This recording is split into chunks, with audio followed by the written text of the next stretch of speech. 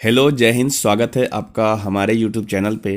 अभी आपके स्क्रीन पे एक सवाल दिख रहा होगा। ये साधारण ब्याज का सवाल है और इसमें जो सवाल में कहा गया है वो एक्चुअल किस्त के फॉर्म में है। तो आप इसे कह सकते हैं कि ये किस्त वाला सवाल है जो सिंपल इंटरेस्ट के अंतर्गत पूछा जाता है और करीब करीब सारे ही कॉम्पिटिटिव एग्जाम में इस तरह के सवाल देखने को मिल जाते हैं। अच्छा सवाल है, इम्पोर्टेंट है आपके आरआरबी एएलपी एंड टेक्नीशियन वाले एग्ज़ाम के पॉइंट ऑफ व्यू से। साथ में और भी जो आपका जनरल कंपटीशन होता है, जैसे आप रेलवे के कोई सा भी एग्ज़ाम दे दो, एसएससी सीएचएसएल वगैरह दे दो, या फिर किसी भी राज्य का जो अपना क्षेत्रीय एग्ज़ाम होता है, उन सारे एग्ज़ाम में इस तरह के सवाल हमेशा ही देखने को मिल ही जाता है। ठीक है, सवाल को हम डिस्कस करेंगे और बताएंगे कि इसका जवाब आप कैसे जल्दी से दे सकते हो। ऐसे सवाल को मैंने पहले भी डिस्कस किया है, पर आप वीडियो को थोड़ा ध्यानपूर्वक देखिए, तब आप एक दो सवाल के कॉन्सेप्ट के आधार पे ही आप बहुत सारे सवालों को सॉल्व कर सकते हैं। बहुत सारे स्टूडेंट जब वीडियो को स्टार्ट तो कर लेते हैं पर पूरा नहीं देखते हैं, जिसकी वजह से एक सवाल तो सीख जाते हैं, दूसरा सवाल नहीं सीख पाते हैं। मेरा सीधा ये मानना है कि आप एक सवाल को कॉन्सेप्चुअली बहुत अच्छे तरीके से सीखो, आप सारे सवाल को बहुत आसानी से धीरे धीरे सॉल्व करते चले जाओगे। चलिए हम सवाल पढ़ देते हैं एक बार। यदि आप खुद से बना सकते हैं इस सवाल को तो वीडियो को पॉज करके एक बार सवाल को बनाइए। अगर आपका आंसर सही आता है तो आप कमेंट में ज़रूर बताइए। चलिए सवाल पढ़ते हैं। सवाल कह रहा है कि सचिन 2500 रुपये 3 वर्षों के लिए उधार लेता है और 1000 रुपये प्रति वर्ष की किस्त में लौटाने का निश्चय करता है। सचिन द्वारा प्रति वर्ष चुकाई गई साधारण ब्याज की दर ज्ञात कीजिए। ठीक है, तो सवाल पढ़ने से ही एक क्लियर पता चल जाता है कि ये साधारण ब्याज का किस्त वाला सवाल है। तो हम थोड़ा जनरल अप्रोच आपको बताते हैं, क्योंकि लोग कंफ्यूज करते हैं ऐसे सवालों को बनाने में, कैसे कैसे हम क्या कर सकते हैं। ठीक है, इसके लिए जो आपका ऑप्शन दिया हुआ है, एक बार ऑप्शन भी आप देख लीजिए। 20%, 12.5%, 100/9% और 31/3%। ठीक है, तो शुरुआत करते हैं। देखिए सवाल में क्या कहा है कि एक लड़का है सचिन, जिसने कर्ज लिया है 2500 रुपया। ठीक है, तो इसका जो मूलधन होगा, मूलधन वो 2500 रुपया है। ठीक है, समझना है यहाँ पे आपको अच्छे तरीके से।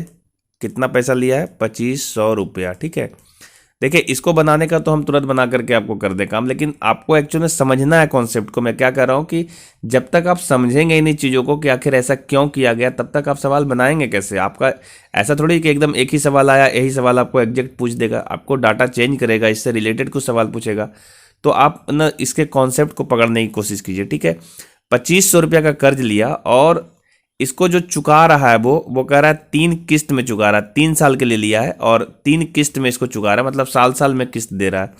तो मान लीजिए कि यहाँ पे 1 साल पूरा गया तो इसका पहला किस्त यहाँ पे लगेगा, ये फर्स्ट किस्त हो गया। मान लीजिए ये सेकेंड किस्त है दूसरे साल का, और एक लास्ट किस्त है उसका तीसरे साल का, और तीनों ही किस्त में उन्होंने 1-1 हज़ार रुपया दिया है। ऐसा सवाल कहा है कि तीनों किस्त में 1-1 हज़ार चुकाने का निर्णय लिया है। तो इस प्रकार आप देखिए कि अगर 3 किस्त दिया है 1-1 हज़ार का, तो उसको कितना पड़ गया होगा फाइनली। तो 2500 रुपया जो कर्ज लिया है ना, इस 2500 का उसको लौटाना पड़ गया है 3000 रुपया।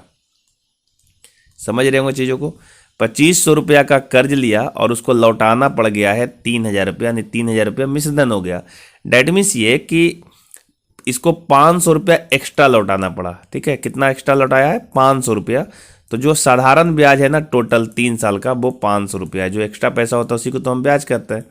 तो 500 रुपया का साधारण ब्याज है, ये 3 साल का है। ठीक है, अब आप सोचिए एक बार गौर से कि ये जो आपका दर लगा होगा, जो रेट लगा होगा, वो कैसे लगा होगा। तो आप ऐसा कह सकते हैं कि पहले हमने 2500 रुपया लिया था ना कर्ज, तो इस 2500 पे जब 1 साल पूरा गया होगा तो मान लेते हैं कि 8% का आपका इंटरेस्ट लगा होगा। ठीक है, लेकिन आपने पहला किस्त 1000 रुपये जब यहाँ पे चुका दिया, तो आपका जो कर्ज हुआ 2500 में 1000 चुक गया, तो अब आपको 1500 रुपया ही बचा ना।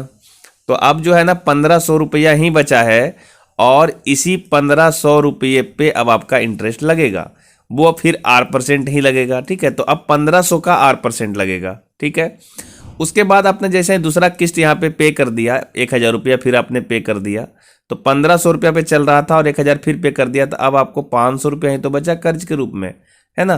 तो अब जो आपका 8% लगेगा वो 500 पे लगेगा। ठीक है, और इस प्रकार से जो भी पैसा हो गया लास्ट में जोड़ जाड़ के आप 1000 रुपया दे दिए हो। ठीक है, तो आप खुद सोचिए कि R% जो है पहला जो है 2500 पे R% लगा इंटरेस्ट, दूसरा 1500 पे R% लगा और तीसरा 500 पे R% लगा है।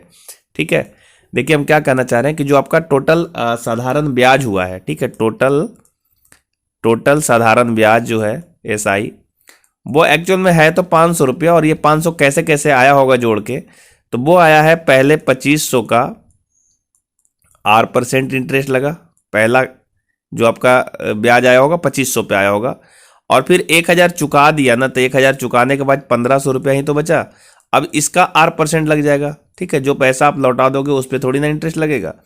फिर यहाँ पे एक दो बार हो गया, और फिर यहाँ पे 1000 और लौटा दिया दूसरा किस्त, तो इसके पास अब 500 ही बचा ना, तो 500 पे अब R% पुनः लगेगा, और इस प्रकार से टोटल जो इंटरेस्ट है वो 500 रुपया हुआ, है ना। अगर हम इसको सॉल्व करें, देखिए बहुत आसान सा कैलकुलेशन, इसमें कुछ करना नहीं है, ये 0 0 कैंसिल आउट करोगे तो ये 25R इधर से हो जाएगा, और फिर 25R हो जाएगा, इसको थोड़ा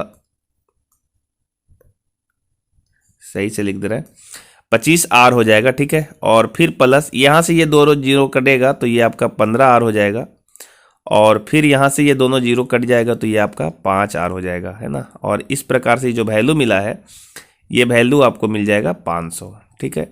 अब यहाँ से आप जोड़ के आप कर लीजिए सॉल्व, तो 25 और 5 30, और यहाँ से ये 45R हो रहा है, तो 45R का जो वैल्यू है ना वो 500 है, तो आप R का वैल्यू बता सकते हो कितना आएगा, तो 500/45, है ना। इसको हम 5 से कैंसिल आउट करेंगे तो ये वैल्यू ऊपर 100 आ जाएगा और नीचे 9 आ जाएगा, और इतना प्रतिशत का जो इसका सही जवाब होगा। देखिए ऑप्शन नंबर 3 में दिख रहा है 100/9%, ये इसका एकदम एग्जैक्ट सही आंसर आ गया है, ठीक है।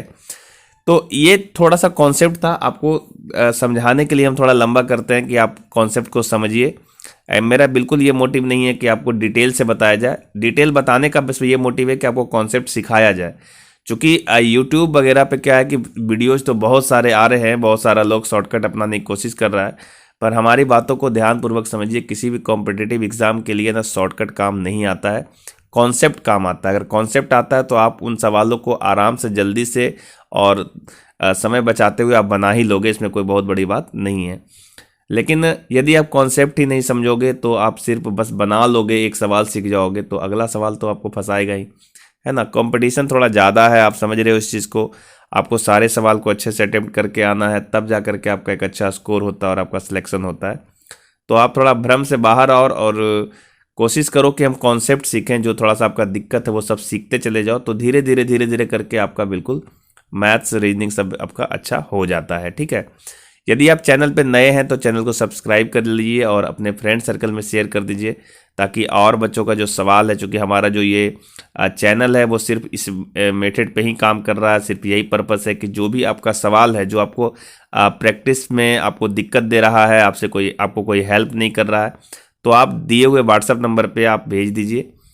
जो भी इसका सही सॉल्यूशन होगा वो आपको हम जल्द ही प्रोवाइड कराने की पूरी कोशिश करेंगे। अच्छा, बिल्कुल आप ये नहीं सोचिए कि कोई भी वीडियो अगर आपको जल्दी से नहीं मिला तो आपका सॉल्यूशन नहीं आएगा। एक्चुअल क्या है कि हमारे पास बहुत सारे क्वेश्चन बच्चे भेज रहे हैं, तो थोड़ा आते आते टाइम लग जाता है, चूँकि समय का भी थोड़ा ये होता है, हम लोग का ऑफलाइन क्लासेस भी चलता है, तो उसके कारण थोड़ा कभी कभी समय नहीं मिल पाता है। लेकिन सारे सवाल मेरे पास स्टोर में रहते हैं, सारे सवाल मैं धीरे धीरे करके आपको डिस्कस करता रहूँगा, ठीक है। तो मैं बस यही कहूँगा कि वीडियो को एक बार लाइक और सब्सक्राइब जरूर करिए और बच्चों में शेयर करिए, ताकि और बच्चों का सवाल आए। आप लोगों का जो सपोर्ट होता है, इसी सपोर्ट से एक टीचर का मनोबल बढ़ता है और धीरे धीरे वो आपके साथ मतलब आपका हेल्प करते चला जाता है ना। चलिए मिलते हैं नेक्स्ट वीडियो में, तब तक के लिए जय हिंद।